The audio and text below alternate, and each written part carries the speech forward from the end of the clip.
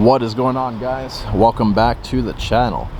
I want to get this review done somewhat quickly. I just had a little bit of an operation on my foot. I had a very deep splinter removed surgically. They basically punched a cylinder shaped hole out of the bottom of my foot, and right now I'm on the anesthetic.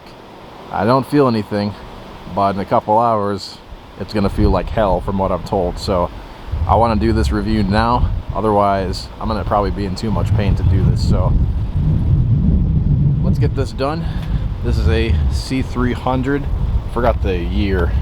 Honestly, it's okay, 2008. So 2008, that's the first year that this generation C-Class came out in North America. Now, admittedly, this car, I just drove it around the block here real quick. It is a little bit of a toilet. We're gonna wholesale this car. It's not gonna be in inventory. It's just in too much rough shape, and we don't sell hoopties where I'm at. So I want to also record this car, do a proper review before it gets wholesaled and it's gone forever. So let's check this thing out.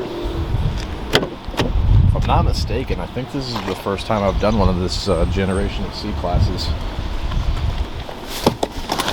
As usual, we start with the back seat. A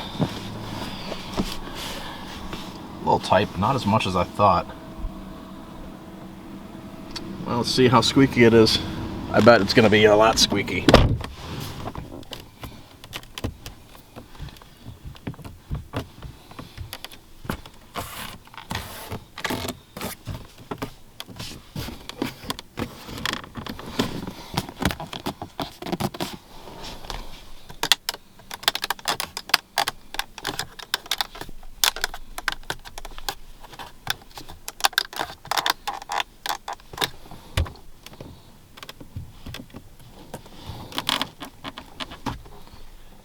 Not too bad in the back seat, to be honest, except for this little climate thing here. But that's on other Mercedes too. This is hard, very cheap feeling plastic. I think they fixed that in the newer cars, but this isn't one of those cars. So not bad back here. And then we got, I know this isn't part of the car, but we got peeling tint right there. And I'm probably gonna make some people mad in the comments, but nothing really quite screams I'm poor than driving a cheap car with peeling tint. From a distance it looks alright, but you can see exactly how toilety this car is. These buttons are faded pretty bad. Even the trunk button. These people open the trunk a lot, huh? And then the MB text is torn right here. I've seen this all before on other Mercedes. This kind of basic stuff, but let's get in and see how we do.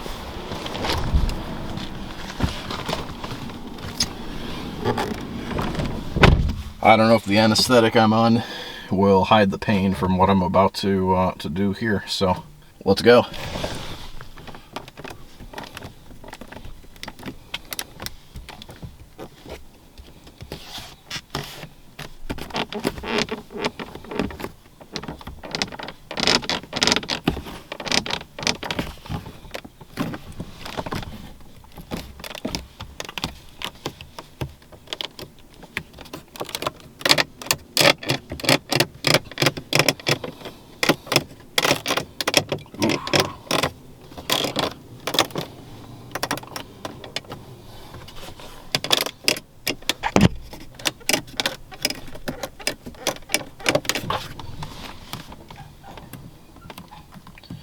Don't want to press too hard around here because I think that'll turn on the horn.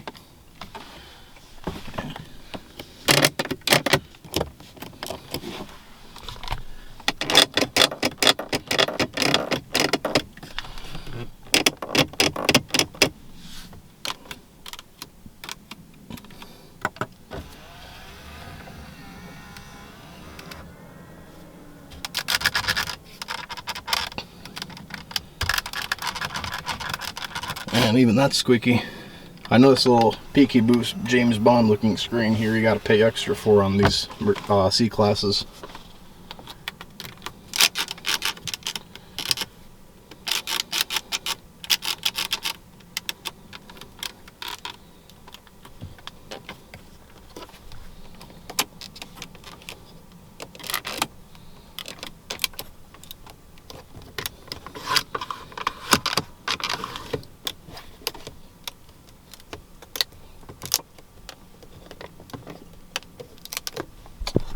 some fading, some cracking right there.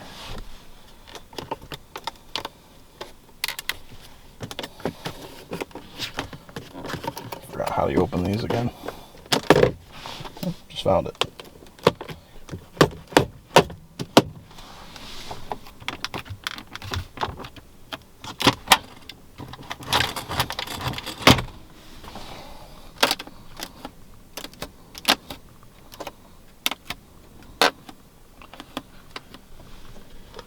Alright, it is admittedly pretty hot in this car.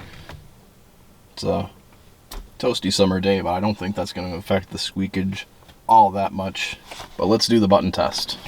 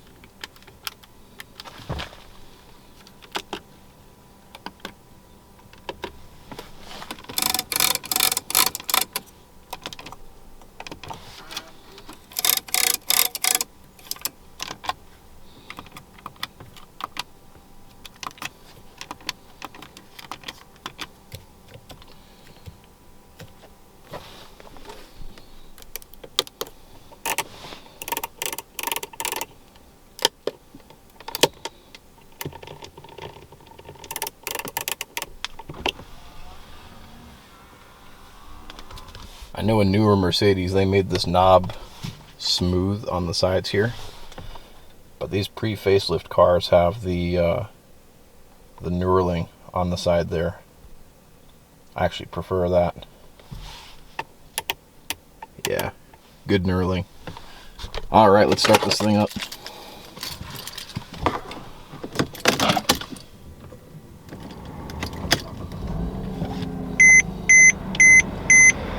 $113,000 is the current odometer. Kind of in rough shape, if I'm honest, for the miles. My Acura TL had 147,000 miles when I got into my accident, and that was nowhere near as beat up as this. And now that car wasn't perfect, obviously, but still did better than this as far as like buttons fading and stuff like that, but that's a whole nother story. Anyway, how does this thing do? This center console area wasn't as bad as I was expecting. There's still some stuff there. Like, this is just poo-poo. But some of the rest of it in the lower parts is not that bad, actually. The screen is a bit squeaky, but where I see the most squeaks is the gauge cluster area. Like this. This is some of the worst I've ever seen, and I don't say that lightly. I would give this a 3 out of 10, but because the backseat area did reasonably well, aside from the air vents, the rest of the backseat area was pretty solid. I'm going to bump the score up to a 4 out of 10 for fit and finish. Typical Mercedes, but then this thing is 14 years old and it's got 100,000 miles plus, so you have to be realistic here. As far as the materials go, this is a C-Class, so it's not going to be too high-end. I mean, we do have soft touch going on. Mercedes does reasonable with soft touch, and the wood is pretty nice. I do like this wood quite a bit, even though As you can see, it's cracked here. I know Mercedes wood does fade in color over time, but that's a process from what I understand of natural wood. So I guess I'll give it a pass for the wood. This not being a high-end Mercedes, it's got, I don't think this is necessarily a leather steering wheel. It's some kind of soft touch on the steering wheel. It's definitely not stitched leather though. Could be better. You guys already know about MB Techs. I don't have to go too in-depth with that. The buttons in general are pretty cheap. However, I do like some of the climate controls here, like up here. This knurling on the side. I know it's just plastic, but it feels good. Again, just like this button here to control the Mercedes command, they smoothed out the sides of these buttons on the newer cars, and I prefer the knurling. I like the gear lever. I know it's just plastic, but it's got kind of a metal look to it. I dig it. Headliner's cloth. The sun visor is not cheap plastic, but I guess that's a given.